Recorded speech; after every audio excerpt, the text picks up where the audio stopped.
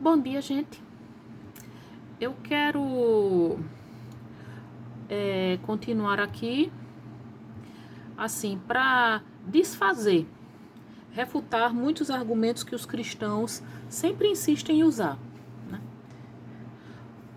Ontem mesmo, no meu vídeo Absurdos do Cristianismo, uma pessoa comentou que Deus pode nos mandar para o inferno, mas ainda assim ele é justo. Aí eu assisti a um vídeo de Sam Harris, ele falando sobre o inferno.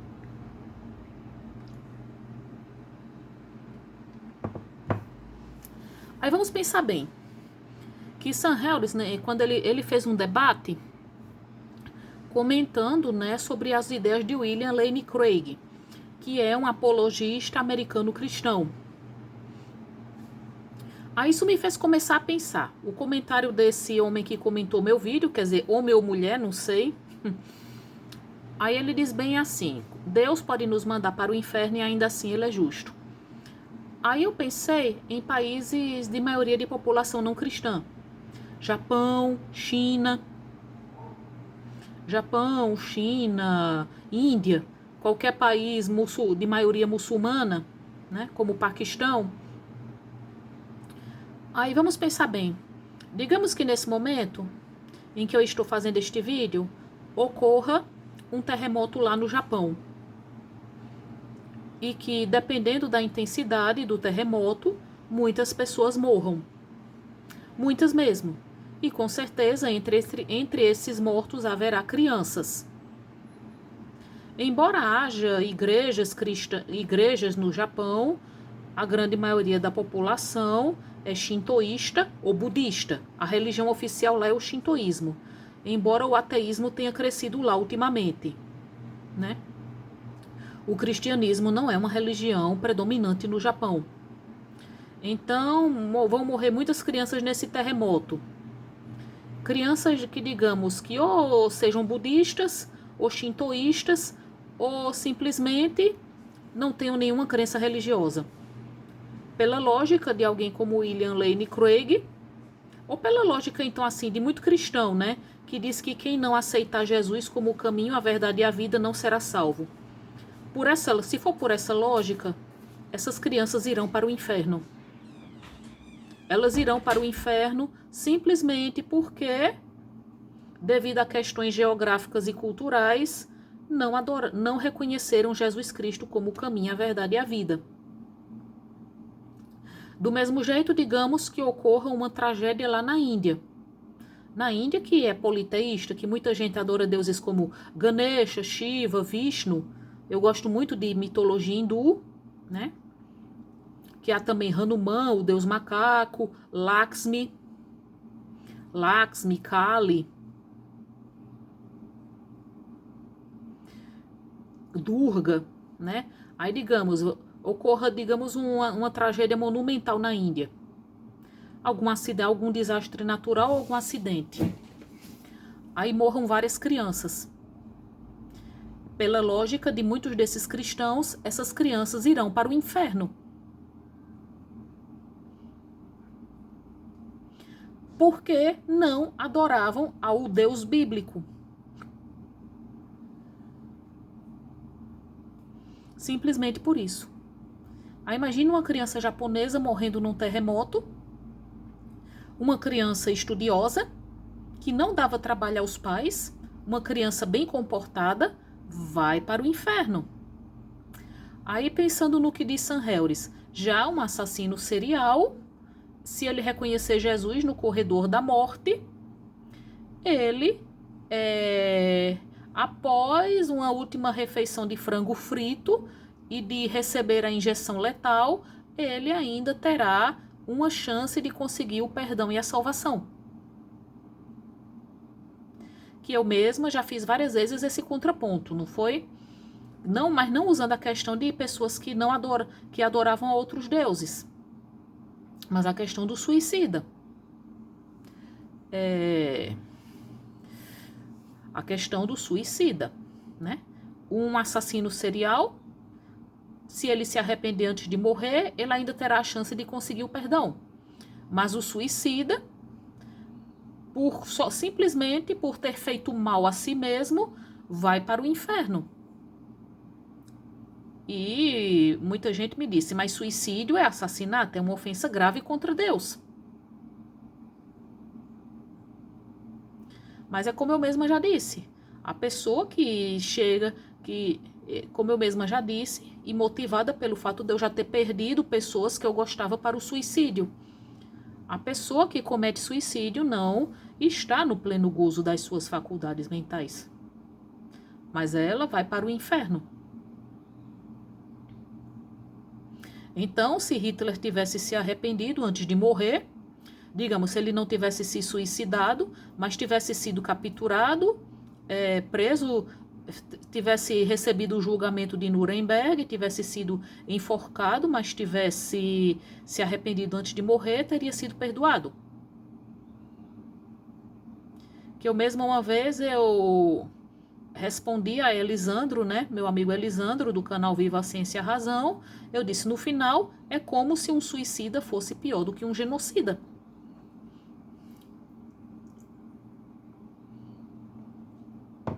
E na questão de seguir a religião errada? No final, um monge budista tibetano, que passou a vida em meditação, vai para o inferno. Um asceta indiano, porque ele passou a vida fazendo meditação e adorando a Shiva à beira do rio Ganges, ele vai para o inferno. Não importa que ele nunca tenha feito mal a ninguém. Não importa que ele tenha sido uma pessoa boa em vida, ele vai para o inferno.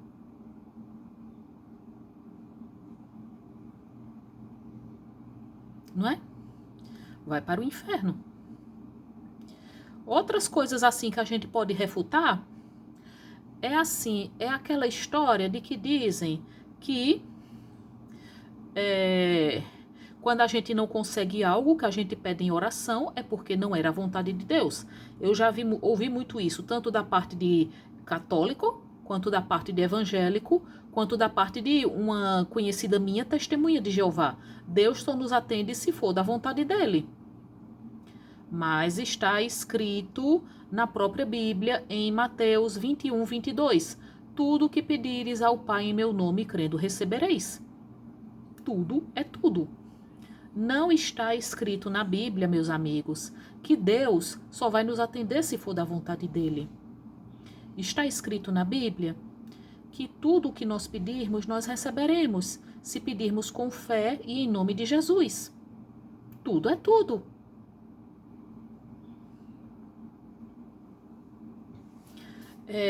Muitas vezes também, quem é crente, quando ouve a gente assim falar, eu orei, orei, orei e não fui atendido, aí muitas vezes eles também podem usar o argumento de que a pessoa não, muitas vezes Deus não atende porque a pessoa não merece. É engraçado, mas não está na própria Bíblia, no Novo Testamento, assim, de que temos que perdoar, amar os nossos inimigos. Se nós temos que amar os nossos inimigos, a gente tem que ajudar a pessoa em situação de necessidade. Não é para a gente ajudar só quem merece. Quer dizer, Deus só ajuda a pessoa que merece. Imagina se os bombeiros ou policiais, né?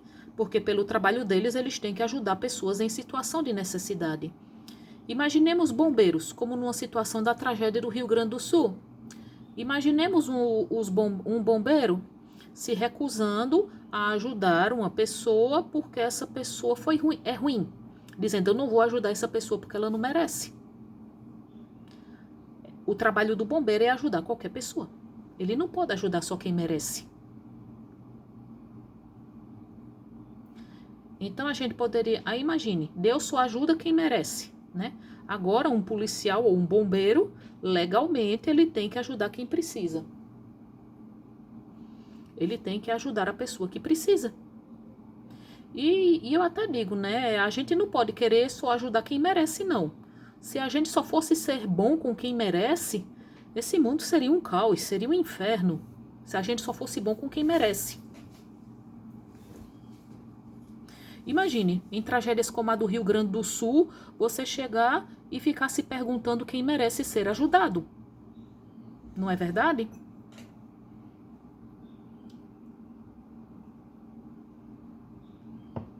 Você só querer ajudar quem merece ser ajudado. Que tipo de pessoa eu seria? Digamos, se eu fosse bombeira. Aí fosse entrar num prédio em chamas. Aí me recusasse a ajudar uma pessoa que está num apartamento em chamas, está encurralada pelas chamas, porque eu sei que aquela pessoa não presta. Hein?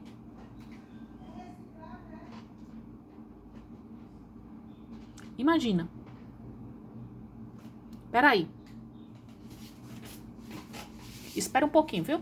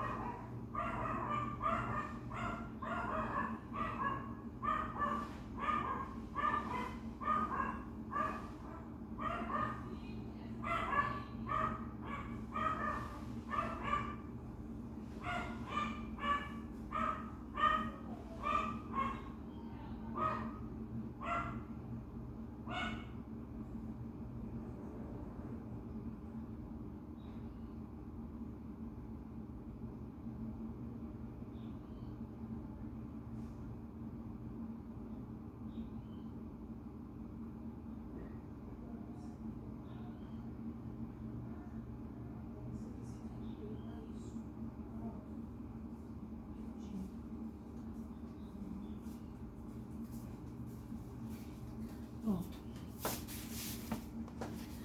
Aí assim, né? Pronto. Era a coleta seletiva de lixo aqui na minha cidade. Aí vamos ver, né? Um bombeiro não pode se recusar a ajudar uma pessoa porque essa pessoa supostamente não merece. Que tipo de pessoa eu seria se eu, vendo uma pessoa que foi atropelada, me recusasse a ajudá-la porque essa pessoa não é um bom caráter? Que tipo de pessoa eu seria? Eu seria uma pessoa boa? E outra coisa, né? Isso me faz lembrar também das histórias do homem que compôs o hino Amazing Grace, que eu não lembro o nome dele, eu vou ter que lembrar depois. Ele era comerciante de escravos, né? Aí parece assim que ele se converteu depois que o navio onde ele estava foi vítima de tempestade. Pelo que eu lembro, pelo que eu li da história dele, ele orou e se salvou. Aí por isso, aí depois disso ele se tornou um cristão fervoroso, né? É aquele hino, né? Amazing Grace, how sweet the sound that saved a wretch like me. I once was lost, but now I'm found. Was blind, but now I see. Que a letra é assim, né? Graça maravilhosa que salvou um miserável como eu, né? Eu estava perdido, mas fui encontrado. Eu estava cego, mas agora eu vejo. Ou seja, supostamente ele não merecia. Supostamente ele não merecia. Mas ele foi salvo na tempestade. E também eu conheço a história de uma mulher que era traficante antes de se converter. Eu vi a história de vida dela num programa evangélico. Quando eu era menina, ela estava para ser morta. Iam dar um tiro na cabeça dela, mas aí ela orou bem alto Aí desistiram de matá-la e a deixaram em paz. Aí depois disso ela se tornou evangélica e missionária. Ou seja, ela era traficante. Era uma pessoa que vivia de fazer mal aos outros, né? Tirava o sustento dela com a desgraça alheia. Aí vamos perguntar, e quantas pessoas boas que supostamente não são atendidas, né?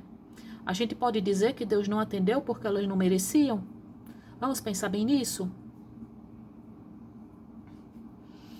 A gente também pode refutar aquela história de que tudo acontece com um propósito e que Deus nos testa para que a gente cresça no amor a Ele. Eu já ouvi muito isso, né? Que uma vez uma mulher, ouvindo os problemas que eu estava passando, principalmente após a morte de mãe, ela disse, olha, minha filha, é que Deus testa mais os que Ele ama mais. Que eu já discuti isso várias vezes com Richard Fox. Eu pensando principalmente nisso depois das vezes em que eu conversei com refugiados da Venezuela aqui na minha cidade, né? Que eu conheci um homem que ele era médico na Venezuela e aqui ele estava vivendo praticamente de esmola.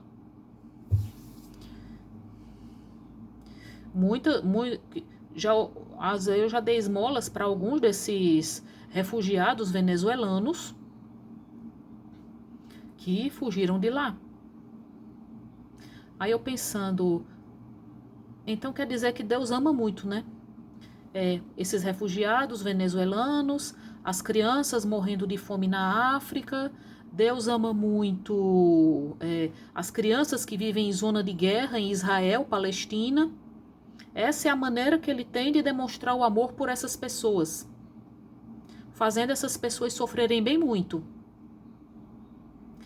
Aí eu pensei, pô, diga isso não, minha filha, olha, Deus está lhe testando, Deus está fazendo isso para você crescer na sua fé. Olha, imagina isso, você fazer uma pessoa sofrer para ela crescer na fé, para aumentar o seu amor, para que cresça o amor dela por você. Pela lógica cristã, Deus faz isso para nos testar, para ver até onde nós aguentamos. Olhe, qualquer pai e qualquer mãe que fizesse isso com seus filhos, que se preparasse para receber a visita do Conselho Tutelar.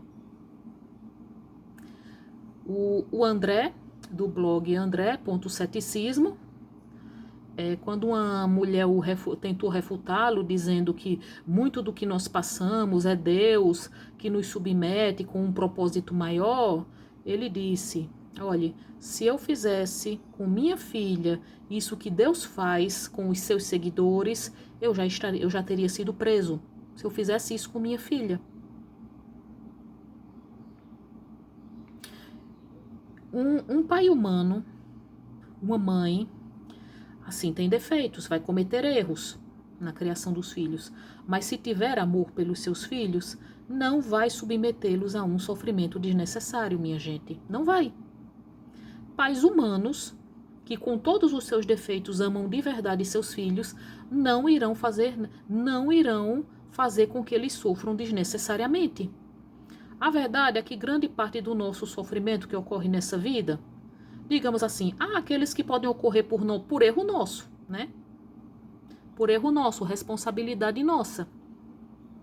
Mas muitas vezes há coisas que ocorrem sem causa aparente. Então, assim, fica muito pesado pensar que aquilo teve que acontecer com você por um propósito, né? Que tinha que haver um motivo para aquilo acontecer com você. E um outro argumento que também é muito fajuto é o argumento de assim, que eu já ouvi muitas vezes, ore, se humilhe. Olha, Tânia, quando Deus notar que você não está aguentando mais, Ele vai aliviar seu sofrimento. Gente, vamos pensar bem? Quando você vê uma pessoa numa situação de sofrimento, se você for uma pessoa boa, você vai ajudar aquela pessoa logo. Nenhuma pessoa que tenha um mínimo de compaixão vai ficar vendo uma pessoa sofrer para saber até onde ela aguenta, para ajudar. Vai? Eu já devo ter dito isso várias vezes, mas vamos pensar bem.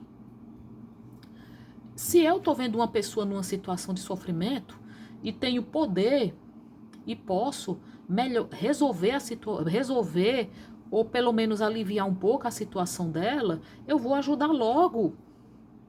Eu não vou ficar olhando de braços cruzados para ver até onde aquela pessoa aguenta para só então decidir ajudar. Isso vai além do sadismo. Isso é sadismo. É insensibilidade. Do mesmo jeito, eu posso dizer que o argumento da fé é um argumento fajuto. Porque assim, está escrito na Bíblia, né, que o que pedirmos com fé receberemos. Assim, eu já refutei aqui os argumentos de que Deus não ajuda porque a pessoa não merece ou então porque não foi da vontade dele. Então, eu posso assim, esse argumento da fé na verdade é fajuto. Veja, se uma pessoa precisa da minha ajuda, eu não vou esperar essa pessoa acreditar em mim para eu ajudá-la. Eu vou ajudá-la imediatamente.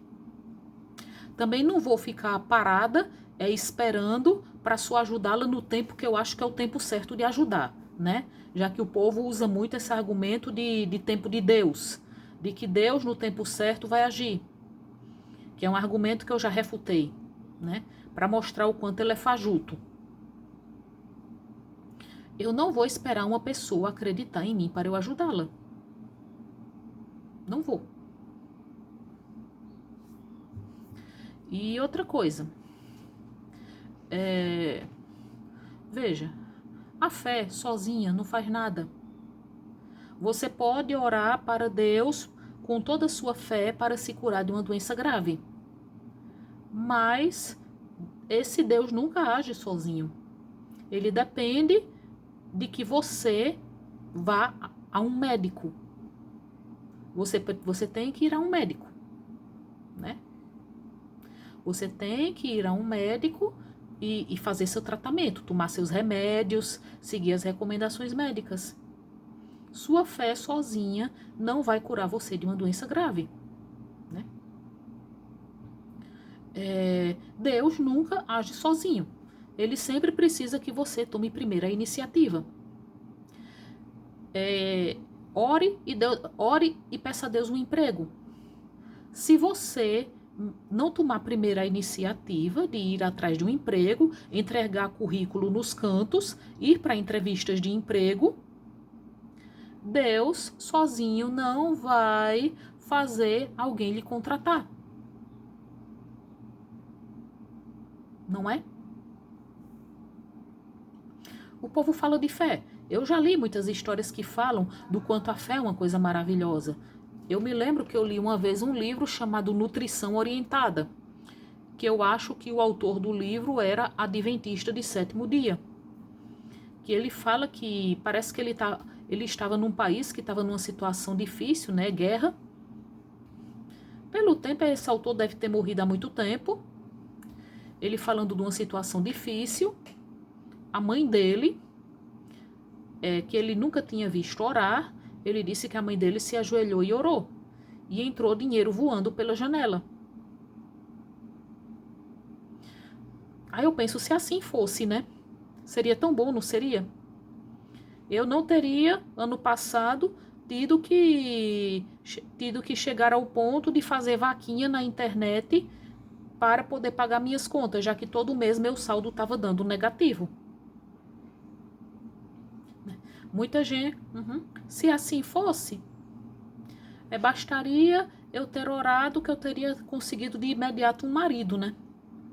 Que tantas vezes me disseram, olha, Tânia, ore que Deus vai lhe mandar a pessoa certa. Mas é a velha questão, a pessoa certa não vai cair de paraquedas na sua casa. Se você não tiver vida social, quais serão as chances de você conhecer uma pessoa com quem você queira ter um relacionamento? E outras provas de que esse argumento da fé é fajuto?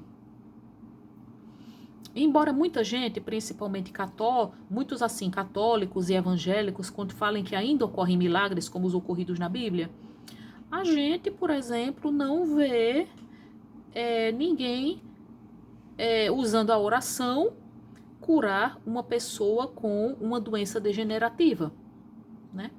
Eu não vejo ninguém se curar de AIDS.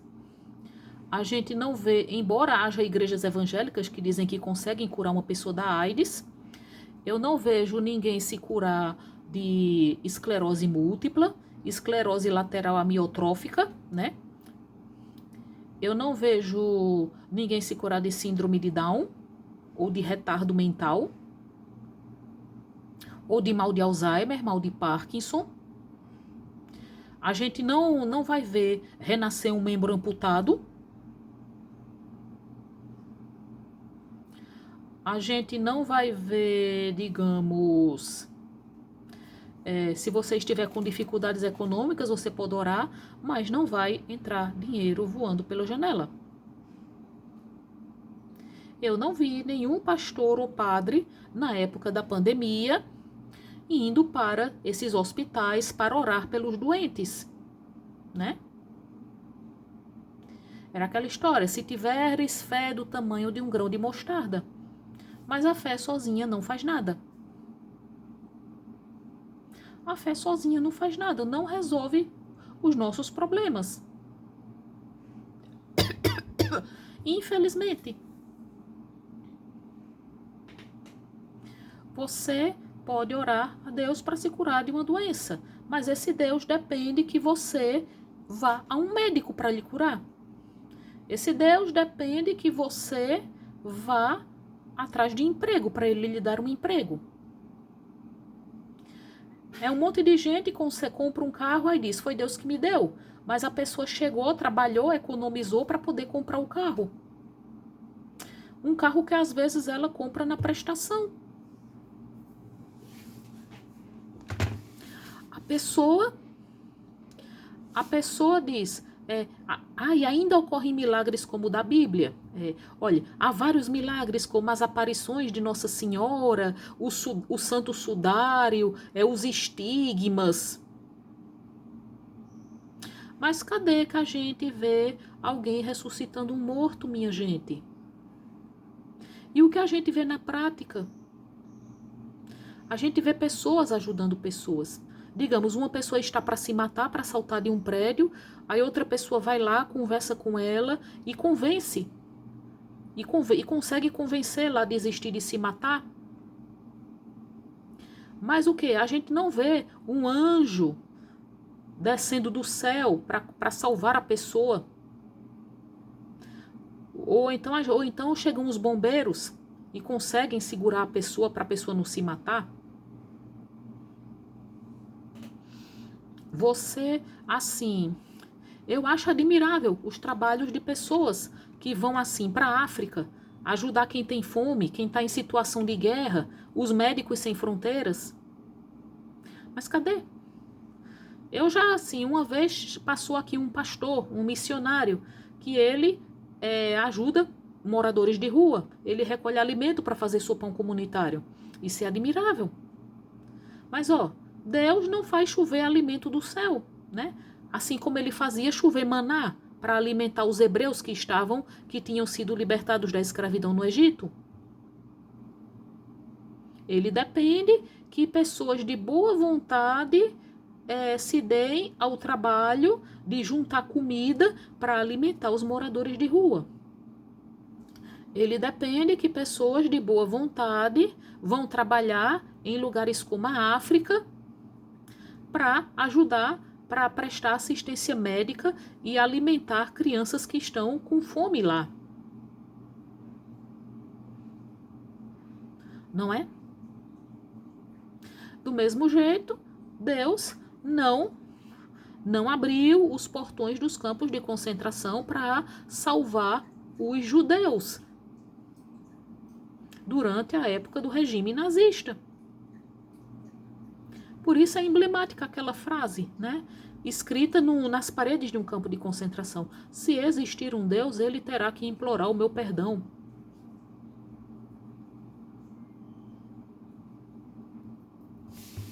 E muita gente vem me dizer, o seu problema é com os homens, você se decepcionou com as pessoas, aí você está botando a culpa em Deus.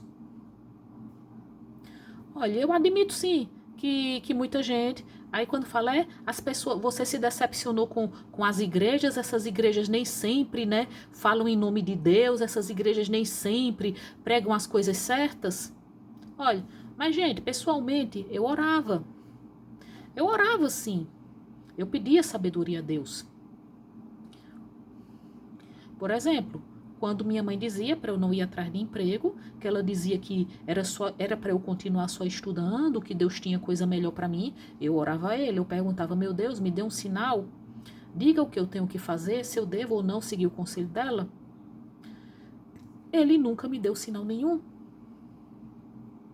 Na Bíblia, ele deu sinais a Abraão, deu sinais a Moisés, né?